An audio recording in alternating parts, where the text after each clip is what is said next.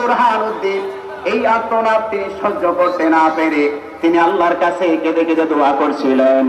এমন পৃথিবীর মধ্যে এমন কোনো কি বান্দা নাই যে আল্লাহর বিধান পালন করতে গিয়ে যারা বাধা দেবে তার প্রতিশোধ নেওয়ার মতো। তখন তিনি এভাবে কাকুতি মিনতি করেছিলেন গোটা বিশ্ববাসীর কাছে। তৎকালীন সময়ে নিউজ চলে গিয়েছিল দিল্লির যে মুঘল সম্রাট ছিল তার নিকট। সেই সংবাদ বুঝতে বুঝতে চলে গিয়েছিল ইয়ামেনের সেই পীর শাহজালাল রহমাতুল্লাহ আলাইহির কাছে। তখন তিনি 700 কিংবা তার উদ্দেশ্য নিয়ে সেই পৃথ্বী রাজার দরবারে উপস্থিত হলেন। সম্মুখ যখন যুদ্ধ শুরু হতে লাগলো তখন তিনি নারে তাকবীর আল্লাহু আকবার এবং ধ্বনি উচ্চারণ করেছিলেন।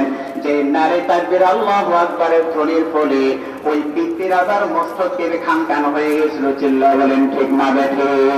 নারে তাকবীর, লিল্লাহি তাকবীর। সুতরাং এই তাকবীর হচ্ছে আমাদের আত্মপরিচয়। অনেক দলের অনেক স্লোগান থাকে, মুসলিমদের স্লোগান কি ভাই? নারে তাকবীর, আল্লাহু আকবার। এজন্য ঈদের স্পেশাল আমল হচ্ছে কি